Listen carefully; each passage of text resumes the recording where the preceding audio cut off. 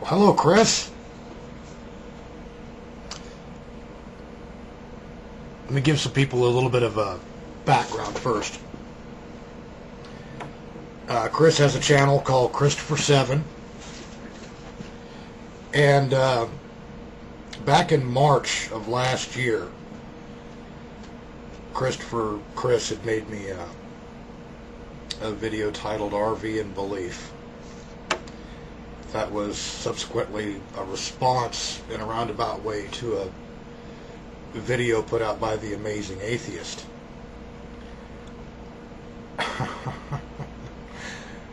Yeah, the Amazing Hypocrite. But anyway, I've had several channels since then. In fact, I'm putting this video up on a channel that is basically unknown. I've had videos up on this channel before that, ironically, some of those got deleted for terms of use violations as well. But they had nothing to do with the topic I'm going to attempt to talk about here with Chris. Now, when I put up a new channel, Too Sexy for You, pretty cool name of that channel, I think. I had seen a video Chris had put out, some piano player playing some music, and Chris was going, "Oh, that's great music." Oh, and he's jerking off with the camera. Okay. I know it was a joke. It was a joke. But later on, I saw another video, the same video that Chris had put out, and I saw the title of it and thought, wow, somebody's making fun of Chris. Let's see the parody video. But I come to find out it's another channel Chris has called The Musings of Chris. And I saw the video babbling to a racist. I don't know how in the hell that video got past me. Well, first off, I didn't know Chris had another channel until recently. But you'll notice that the video on Musings of Chris, the babbling to a racist, is attached to an old video of mine that was deleted. And this all came about, I guess, right around the time frame that channel, the one and only RV, got banned off YouTube. So anyway, how the video got past me, I don't know. But I did, honest to God, just find it a couple of days ago. And I saved it as a favorite, and I was going to respond the other day, and thought, wow, I could come up with all sorts of charts, figures, stats, scientists to back me up, etc., etc. But what's the use? Seriously. Chris in his video had basically said, "What's the matter, RV? Is it my skin color? Am I got too dark of a complexion or too dark of a pigment?" Asked if his hair was too kinky. There's only one thing I like that's kinky, and that's big-breasted women. Kinky is okay in that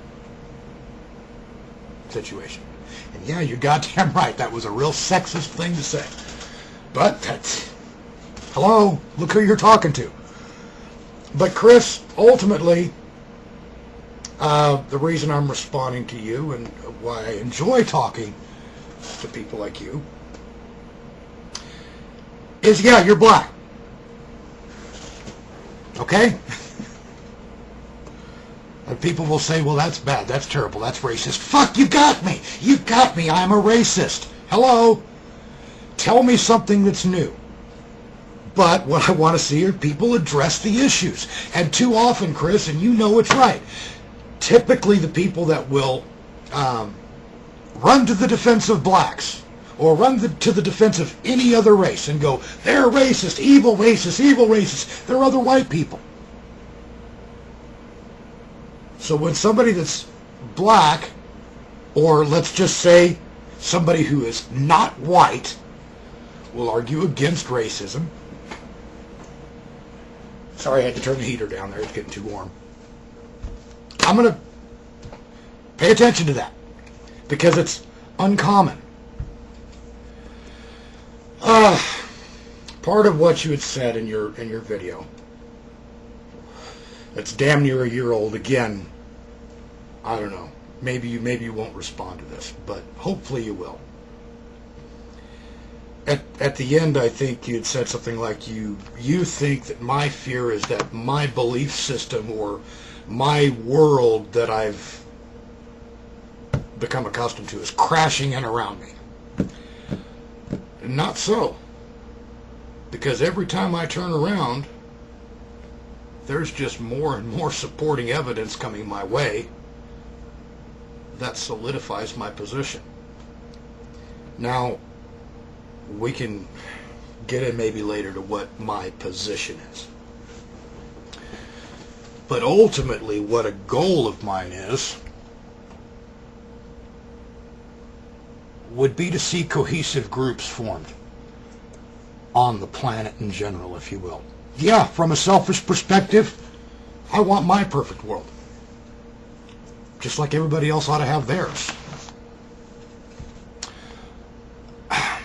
I've talked many a time with people about a fair governing system. Here's just another case in point. We'll get to discussing what's fair in politics and what shouldn't be fair in a governing system, this and that, and people will agree with me. They'll say, wow, I agree. Wow, I agree. And they'll agree with every point right down the line. And then they find out I'm a racist. And all of a sudden, my points are no longer valid.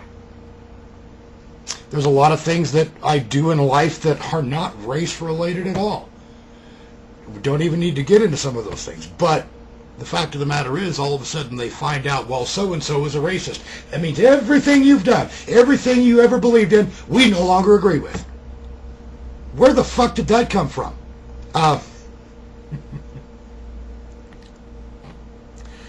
You know, Chris, a common thing that I see in these different, not movements, but movements, anti-movements, opposition movements, this and that. But a common thing I see in America today is some asinine comment that people make where they say diversity is strength. Not saying you said that. Diversity is our strength. Wow. It's an oxymoron within its own. Huh, shit. Do you support that concept of diversity as strength? You know, logically, the word diverse would come from divides, differences. And when you get differences, you don't have uniformity. And if you don't have uniformity in anything, you end up with people going several different directions. And when you have people going several different directions, you can't have strength. You've got chaos. I just, wondered what your position really was on that. And you'll find out that I am a very logical thinker. I may not have a PhD, but I can cite other people that do. Like Huxley. Actually, that's kind of an old scientist. But nobody's discredited his work. Watson, Weston, Jensen. I like authors like Arthur Kemp. Arthur Kemp, who is an educated individual, but not educated in the fields that he necessarily discusses in his book, March of the Titans. But can you discredit anything that he's got to say? No, people are too focused on who said something, not what was said. And too often people will use strategies such as this guy called in Mendham on YouTube. Like people like The Amazing Atheist. We see strategies that people like this use where they will refuse to address issues. They'll put their own foot in their mouth, and then they've got the ability to back away from the situation. Oh, he's just too stupid for me. No, he's just a racist. Anything he's got to say doesn't count. It's because they've got their herd of lemmings behind them. More on that later. If you were to have an objective look at this planet in general, let's say theoretically or hypothetically, Chris, you're a space alien. You're from some distant galaxy, and you're able to look down on planet Earth, not necessarily under a microscope, just objectively at the whole place. What would you say about the different races of people? Honestly, can you do that from an objective perspective? What would you say about whites, blacks, Asians? I got to throw Jews into the category. And you were to observe it historically. Let's say you went clear back 1,000 years ago and watched the progression of these different groups of people. What would your honest analysis be? Because the one thing I would say about whites, and you already know what I think about blacks as a group, not as individuals, but as a group. What I would say about white people is that they're confused.